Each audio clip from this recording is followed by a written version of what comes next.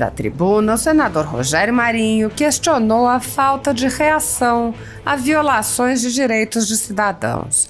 O senador mencionou a ampla publicidade dada a quebras de sigilo promovidas pela CPMI do dia 8 de janeiro, onde os dados que chegam à comissão surgem quase instantaneamente na velha imprensa. Rogério Marinho apontou que o fato é grave, mas não vem sendo devidamente destacado. Parece que no Brasil se tornaram corriqueiras as situações que são excepcionais. O senador lembrou que é a Constituição que protege a vida privada e disse: apesar do manto protetor da Constituição, parece que ela vem sendo chutada de uma forma absolutamente corriqueira.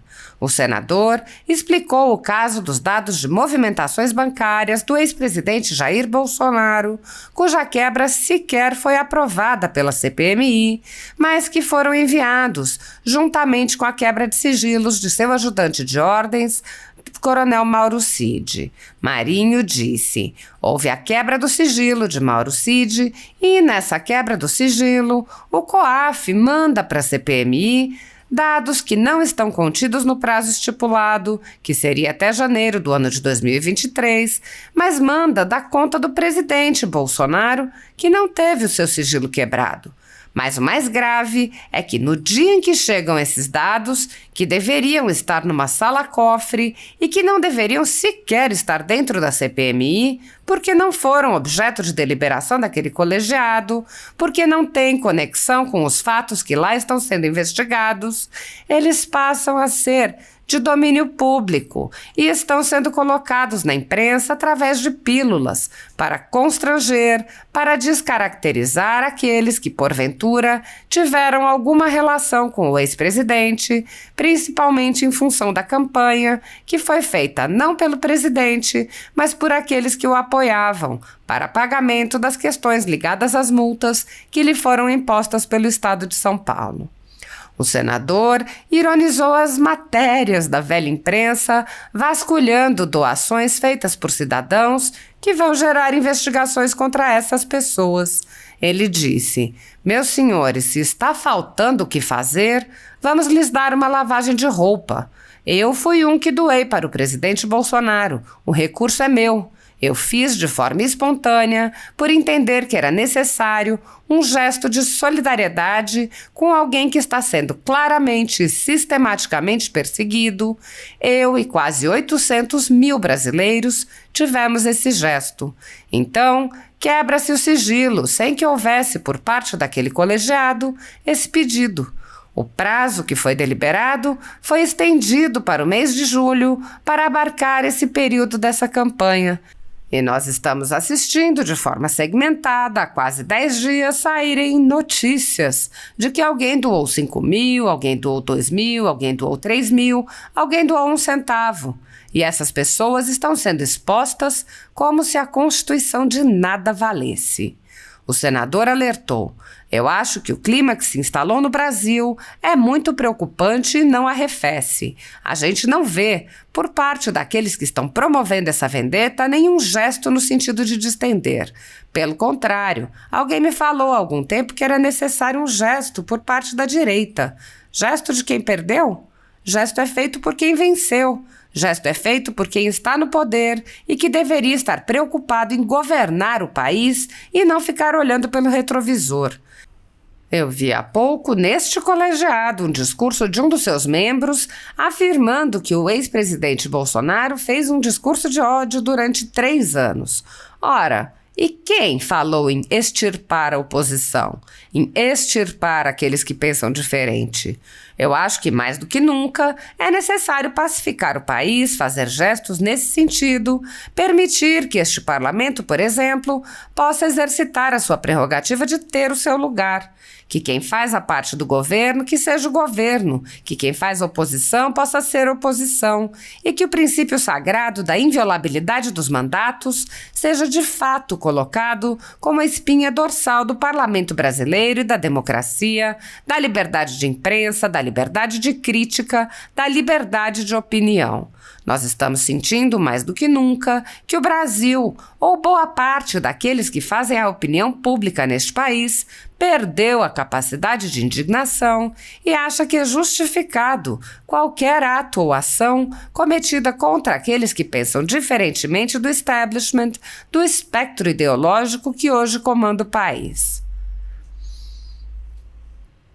A tática exposta pelo senador já era utilizada pela CPI da pandemia, que a CPMI do dia 8 de janeiro parece imitar em muitos aspectos. Utilizada para perseguição política, a comissão usa seus poderes de investigação para promover uma fishing expedition contra adversários políticos.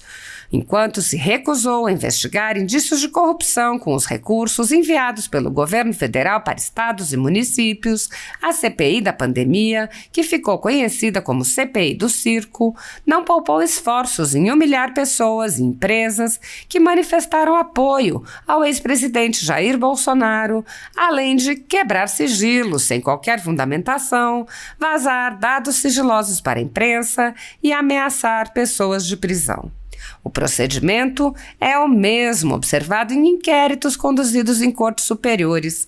Matérias da velha imprensa atribuem um rótulo ou marca a um grupo de pessoas e isso é tido como suficiente para quebras de sigilos, interrogatórios, buscas e apreensões, prisões e confiscos. Após promover uma devassa nas pessoas e empresas, no que é conhecido como Fishing Expedition, os dados são vazados para a velha imprensa, que então promove um assalto de reputações que dá causa a novas medidas abusivas. Conforme vários senadores já notaram, os procedimentos são comumente dirigidos aos veículos de imprensa independentes em evidente tentativa de eliminar a concorrência, controlar a informação e manipular a população brasileira. Em um inquérito administrativo no Tribunal Superior Eleitoral, seguindo esse tipo de procedimento, o ministro Luiz Felipe Salomão ordenou o confisco da renda de diversas pessoas, sites e canais conservadores, inclusive a Folha Política.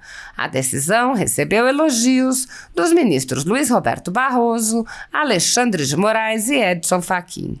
A decisão não discrimina os conteúdos e atinge a totalidade da renda dos sites, com o objetivo de levar ao fechamento dos veículos por impossibilidade de gerar renda. Há mais de 25 meses, todos os nossos rendimentos são retidos sem qualquer base legal. Se você apoia o trabalho da Folha Política e pode ajudar a impedir o fechamento do jornal, doe qualquer valor à empresa Raposo Fernandes através do Pix, utilizando o QR Code que está visível na tela ou o código ajude@folhapolitica.org. Caso não utilize Pix, há a opção de transferência bancária para a conta da empresa Raposo Fernandes, disponível na descrição deste vídeo e no comentário fixado no topo. Há 10 anos, a Folha Política vem mostrando os fatos da política brasileira e dando voz a pessoas que o cartel midiático quer calar. Pix ajude@folhapolitica.org. Assista. Senhor presidente, senhoras e senhores senadores, eu fiz e tive o cuidado de ocupar a tribuna hoje, senhor presidente, em função de um fato muito grave que ocorreu e que passou desapercebido, porque parece que no Brasil se tornou corriqueiro as situações que são excepcionais. A nossa Constituição, entre tantas situações que permitiram que nós pudéssemos alcunhá-la de uma Constituição cidadã, prevê no artigo 5º, que é aquele que define quais são os direitos da população de maneira geral, no seu inciso 10, que são invioláveis a intimidade, a vida privada, a honra e a imagem das pessoas, assegurado o direito à indenização pelo dano material ou moral decorrente de sua violação. Mas essa situação, meus senhores, está banalizada. Apesar do manto protetor da Constituição, parece que ela vai sendo chutada de uma forma absolutamente corriqueira.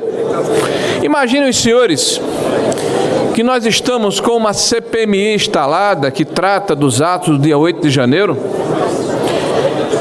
e que nós nos deparamos com uma situação que, se fosse em qualquer outro momento do nosso país ou em qualquer outro país deste planeta, nós teríamos passeata nas ruas, nós teríamos a indignação, nós teríamos a perplexidade dos cidadãos e, sobretudo, um posicionamento muito firme daqueles que fazem a Ordem dos Advogados do Brasil, aqueles que têm que zelar pelo ordenamento jurídico e os parlamentos, porque foi do parlamento brasileiro, que representa a população brasileira, em que essa Constituição foi engendrada, consolidada e oferecida ao conjunto da sua sociedade. Na CPMI, meus senhores, e isso eu tive o cuidado de conversar com alguns membros, com o próprio presidente, nós soubemos a semana passada que o sigilo do presidente Bolsonaro, do ex-presidente, foi quebrado. E quebrado, e aqui está o senador Seif, que faz parte daquele colegiado, sem que houvesse uma petição nesse sentido.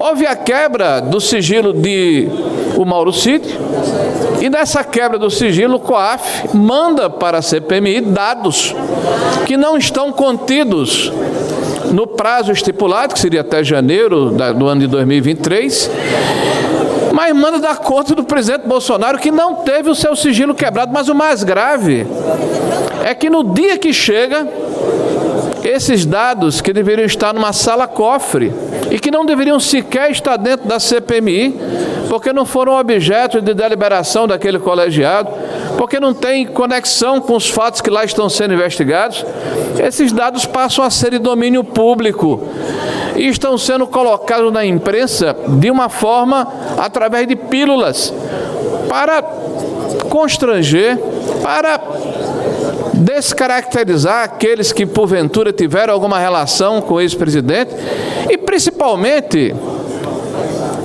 em função da campanha que foi feita, não pelo presidente, mas por aqueles que o apoiavam, para pagamento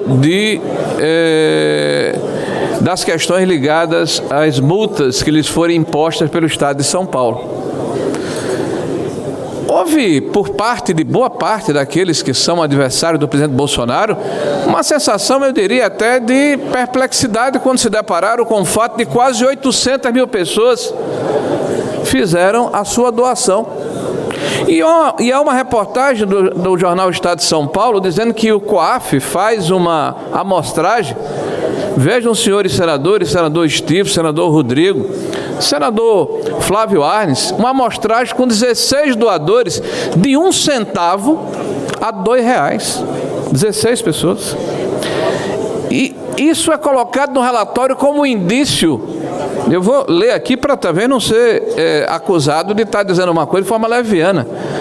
As transferências para Bolsonaro somam diferentes sinais de alerta descritos no manual do COAF, como indícios típicos de lavagem de dinheiro, tais como pequenos valores transferidos por pessoas, abre aspas, sem ligação aparente com o titular, fecha aspas. E uma movimentação atípica em relação à renda mensal. No caso de Bolsonaro, investigadores do CPMI querem verificar se houve uso de CPFs falsos para simular doações e se os supostos doadores tiveram CPFs usados em contas bancárias como laranjas, para disfarçar a possível origem criminosa do recurso. O relatório do COAF destacou a amostra de 16 pessoas que fizeram PIX para Bolsonaro com valores pequenos, de 1 centavo até R$2, em transferências apontadas como atípicas e que serão investigadas por integrantes da CPMI. Meus senhores, se está faltando o que fazer, vamos lhe dar uma lavagem de roupa. Eu fui um que doei para o presidente Bolsonaro, o recurso é meu. Eu fiz de forma espontânea, por entender que era necessário um gesto de solidariedade com alguém que está sendo claramente, sistematicamente perseguido. Eu e quase 800 mil brasileiros tivemos esse gesto. Então se quebra o sigilo sem que houvesse por parte daquele colegiado esse pedido. O prazo que foi deliberado foi estendido para o mês de julho para abarcar esse período dessa campanha. E nós estamos assistindo de forma segmentada, há quase 10 dias, saírem notícias de que alguém doou 5 mil, alguém doou 2 mil, alguém doou 3 mil, alguém doou 1 centavo. E essas pessoas estão sendo expostas como se a Constituição nada valesse. Eu acho que o clima que se instalou no Brasil é muito preocupante e não arrefece. A gente não vê por parte daqueles que estão promovendo essa vindita nenhum gesto no sentido de distender. Pelo contrário, alguém me falou algum tempo atrás que era necessário gesto por parte da direita. Gesto de quem perdeu. Gesto é feito por quem venceu. Gesto é feito por quem está no poder, que deveria estar preocupado em governar o país e não ficar olhando pelo retrovisor. Eu vi há pouco nesse colegiado um discurso de um dos seus membros afirmando que o ex-presidente Bolsonaro fez um discurso de ódio durante 3 anos. Ora, e quem falou em extirpar a oposição? Em extirpar aqueles que pensam diferente? Eu acho que mais do que nunca é necessário pacificar o país, fazer gestos nesse sentido, permitir que esse parlamento, por exemplo, possa exercitar a sua prerrogativa de ter o seu lugar. Quem faz a parte do governo, seja governo, quem faz a oposição, possa ser oposição, e que o princípio sagrado da inviolabilidade dos mandatos, ele seja de fato colocado como a espinha dorsal do parlamento brasileiro e da democracia, da liberdade de imprensa, da liberdade da crítica, da liberdade da opinião. Nós estamos sentindo, mais do que nunca, que o Brasil, ou boa parte daqueles que fazem a opinião pública nesse país, perderam a capacidade de indignação e acham que é justificado qualquer ato ou ação cometida contra aqueles que pensam diferente do establishment, do espectro ideológico que hoje comanda o país. Não é assim que se constrói a nação. Não é assim que nós vamos virar a página da eleição passada. Não é assim que nós vamos construir aqui alternativas para que o país possa avançar na direção que todos nós queremos e pretendemos e, evidentemente, iremos ajudar. Senhor presidente, eu quero aqui reafirmar o posicionamento que tive na semana passada, de que o posicionamento de Vossa Excelência, no sentido de reafirmar a condição e a prerrogativa do parlamento de exercer o seu mistério, de exercer a sua condição de legislar em nome do povo brasileiro. Vossa Excelência conta com o nosso apoio. E ao Brasil e à democracia, o desequilíbrio entre os poderes não ajuda esse desiderato de unirmos o país e andarmos para frente. Muito obrigado, senhores. Obrigado, senador.